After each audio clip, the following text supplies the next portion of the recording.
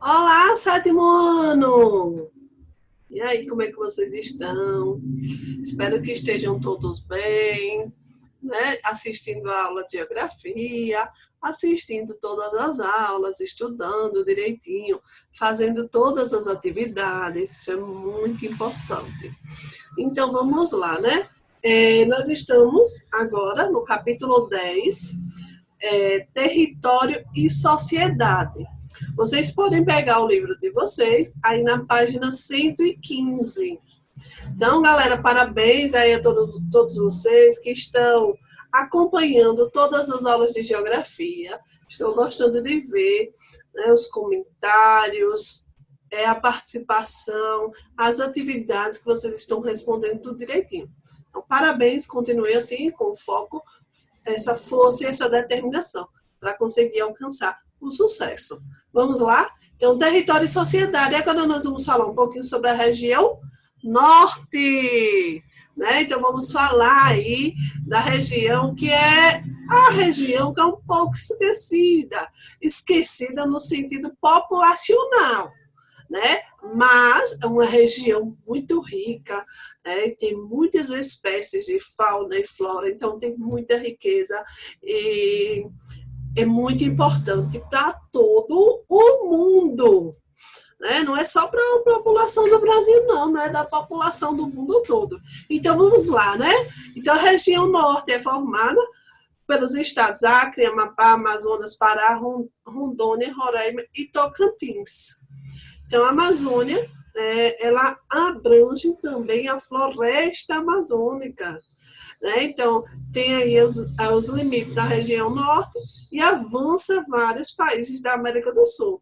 Então, a Amazônia, né, também tem outros países que têm um território aí, um pouquinho da floresta, né, em outros países. Então, nós temos aí uma parte da Amazônia, uma grande parte da Amazônia, aí na região norte, né? Então, é conhecida como Amazônia Internacional ou Pan-Amazônica. Essa aqui, né, avança por vários países da América do Sul. Então, a Amazônia Legal foi criada pelo governo brasileiro para promover o desenvolvimento social e econômico da região, correspondente à Amazônia Brasileira, que inclui todos os estados da região norte, o Mato Grosso, e parte do estado do Maranhão. Então, né, é o governo brasileiro, né, tentando incentivar o crescimento aí dessa parte, né, da Amazônia. E aqui nós temos, certo, essa região, né, a região norte, Floresta Amazônia e a Amazônia Legal. O que é que corresponde a essa Amazônia Legal? Então, aqui é uma pergunta, né? Quais são, além, né, do Brasil, quais são os países que possuem áreas da floresta amazônica? Então, Bolívia, Colômbia, Equador, Guiana, Peru, Suriname e Venezuela. Então, esses são outros países, né, que também têm território aí da Amazônia. A Guiana Francesa também possui áreas da floresta amazônica, mas não é um país, e sim um departamento, na verdade, ultramarino da França. Então, gravem bem: Bolívia, Colômbia, Equador, Guiana, Peru, Suriname e Venezuela. Aí se tiver assim, exceto qual é o departamento ultramarino da França que faz também, que contém área territorial da Amazônia. Então você já sabe que é Guiana Francesa, bem fácil. Então aí vocês observam esse traçadinho no mapa, tem o território que corresponde, né, à Amazônia, a Floresta Amazônia e a Amazônia Legal. Então vamos lá. Aqui nós temos, certo, primeiras atividades econômicas desenvolvidas, aqui eu vou colocar para vocês um pouquinho, que são desenvolvidas, né, na região norte. Então, os rios constituíram vias de circulação. Então, a questão de possibilidades, né, de circulação de mercadorias, os rios facilita bastante. Então, lá nas primeiras atividades, né, existiam o quê? Os indígenas, né, que eles já existiam os indígenas, logo depois, quando os colonizadores iniciaram a exploração econômica dessa área, já existiam os indígenas. E aí nós temos a parte, né, como eu falei, dos rios, que facilita bastante. Então, é um ponto de que de chegada e de partida de mercadorias. Né? Até o ano de 1800, essa expansão teve como motivação a busca das chamadas drogas do sertão. E essas drogas do sertão, professor Isana? Então, são algumas especiarias, certo? Que são encontradas lá na Amazônia, que é o exemplo: cravo, canela, baunilha, pimenta, cacau e entre outras especiarias, né, que eles encontraram lá. E a captura de indígenas para evangelização e escravização. Então, nesse ano de 1800, eles eram motivados pela busca das chamadas drogas do sertão e capturas de indígenas para evangelização e escravidão. Como vocês sabem, os indígenas também foram usados para ser escravizados. Já no século XIX, início do século XX, já o extrativismo na região norte atraiu muitos imigrantes, principalmente nordestino. Então começa a questão do extrativismo. Então um ponto que foi muito, que até hoje ainda existe, né, toda uma produção, toda a questão da exploração, aí a exploração, né, a borracha natural, que é produzida do látex extraído das seringueiras. E também o café, que foi cultivado, né, no Sudeste, eram os principais produtos mais exportados pelo Brasil. Então, na região da Amazônia, o principal produto era o qual? A borracha natural, que era o extrativismo, né? Era extraído o látex das seringueiras. Então, a partir da década de 20, o látex acabou, né, perdendo o mercado para os asiáticos, e os asiáticos começaram a produzir mais. Mas aqui no Brasil ainda tem toda uma produção de látex, certo? Vamos lá. Integração da região. Na década de 50, o governo brasileiro começou a tomar algumas medidas para integrar a Amazônia ao restante do país. Então, o governo começou a perceber que a Amazônia estava um pouco excluída. Como assim, professora? As pessoas não queriam ir para lá, não queriam morar lá, as pessoas procuravam muito a região sudeste, porque, como vocês sabem, a migração, principalmente, né, a população vai em busca de quê? De emprego, melhor condições de vida. Então, ele começa a planejar, né, estratégias e aí cria projetos de integração. Certo? Então, esses projetos de integração acabou, né, abrindo estradas para ampliar ações de ocupação. Então, a abertura dessas vias impactou fortemente o meio ambiente ao longo das rodovias. Então, vejam só, como vocês sabem, a Amazônia tem toda uma questão de vegetação, tem toda uma questão da população nativa, os indígenas principalmente, e aí a abertura, certo, dessas rodovias acabou prejudicando a vida do indígena. Por quê, professora? Porque, né, foi detonando aí o meio ambiente, cortando as árvores para criar as rodovias. E aí o indígena acabou sendo, na verdade, expulso do seu habitat natural.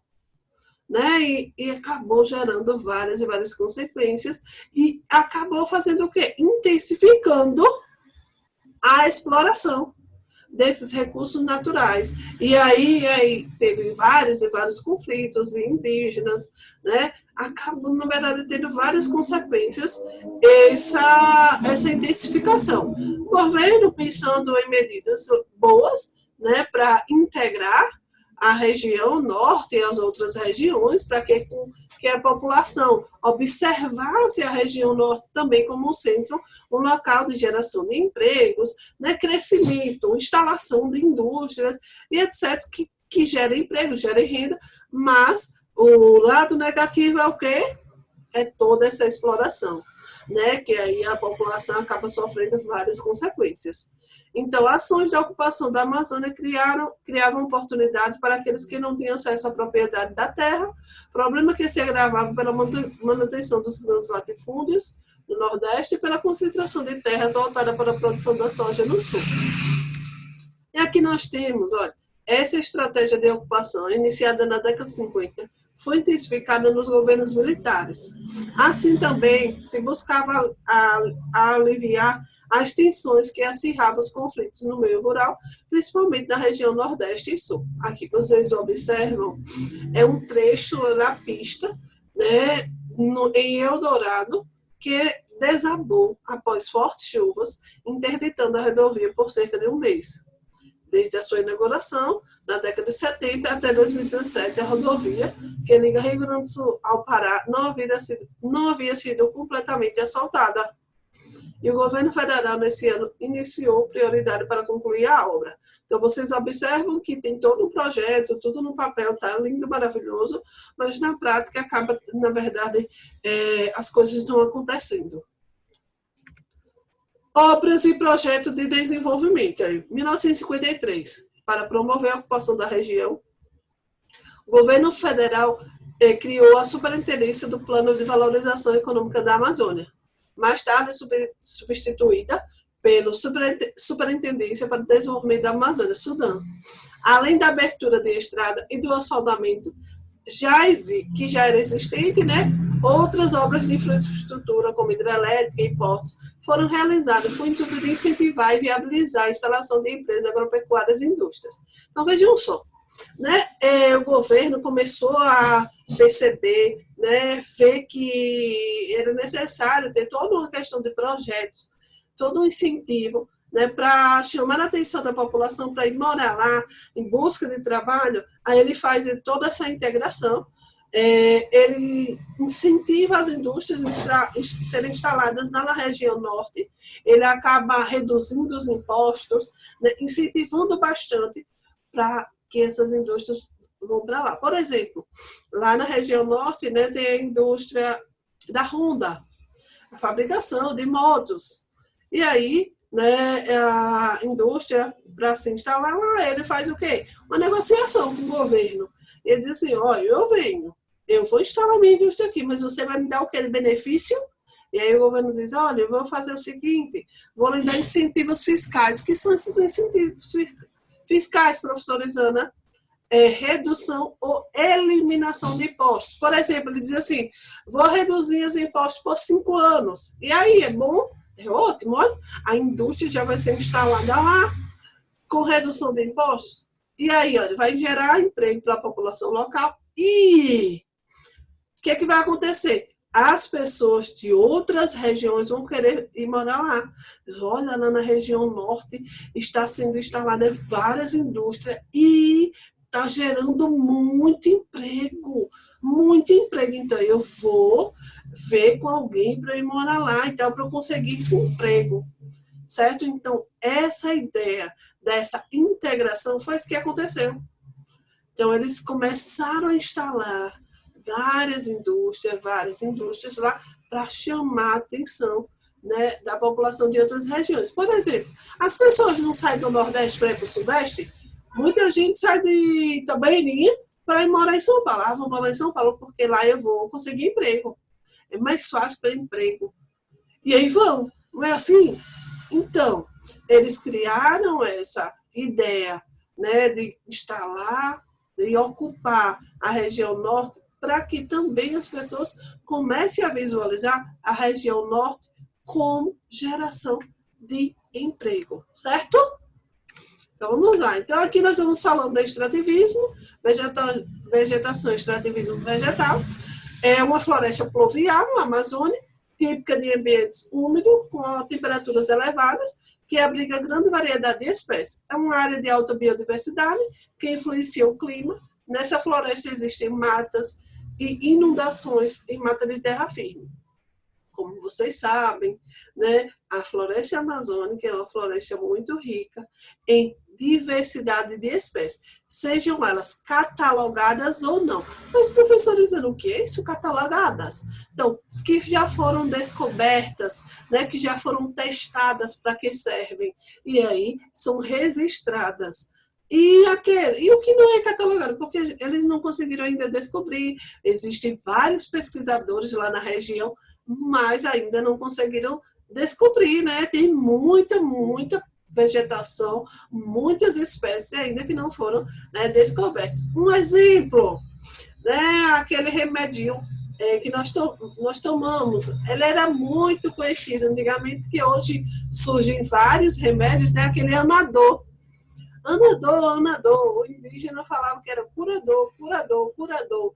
E eles faziam chá, né? Daquela plantinha para passar dor de barriga, dor de cabeça, os indígenas. E aí depois os especialistas foram pesquisar, acabaram catalogando, né, aquele matinho, aquela vegetação, e transformaram aí no remédio que hoje é chamado de anador. Vamos lá. O extrativismo. Então, o extrativismo é realizado pelas comunidades tradicionais, influencia o modo de vida de grande parte da população, que obtém sua sobrevivência com a coleta de frutos, sementes e outros produtos da floresta, além da caça e da pesca. Então, o extrativismo, né, é muito importante, muito realizado. A população local acaba, na verdade, sobrevivendo, né? A indústria farmacêutica, a indústria de cosméticos, né, que hoje os cosméticos têm para tudo. Olha, quando eu era criança, minha mãe usava o quê? Babosa. Botava babosa, a planta mesmo na minha cabeça. Botava ali, chega, disse que era para crescer o cabelo e tal, meu cabelo era uma dificuldade para de crescer. E hoje em dia tem um monte de produto, tudo de babosa. Então não precisa mais você pegar aquela plantinha, aquele natural, porque hoje a indústria, ela transforma tudo isso, né? Colhe, né, aquela planta e aí vai fazendo as modificações da indústria. Olha, é muito interessante. E vocês imaginem o quanto de produtos lá na Amazônia tem para essa diversidade, frutos, sementes, né? Diversidades que nós encontramos nas prateleiras de supermercados, de farmácia, e etc. Coisas que nós utilizamos, né? E aí é muito utilizado lá, né? Para a população local, mas por sobrevivência. E para todos nós, utilizamos como cuidados, né, de saúde, cuidados aí das nossas madeixas, né?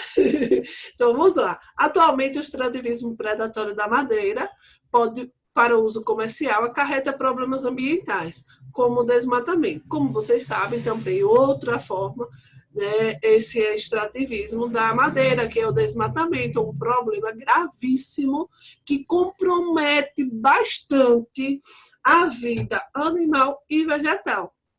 Né? Então, tem outras explorações, a castanha do Pará, né?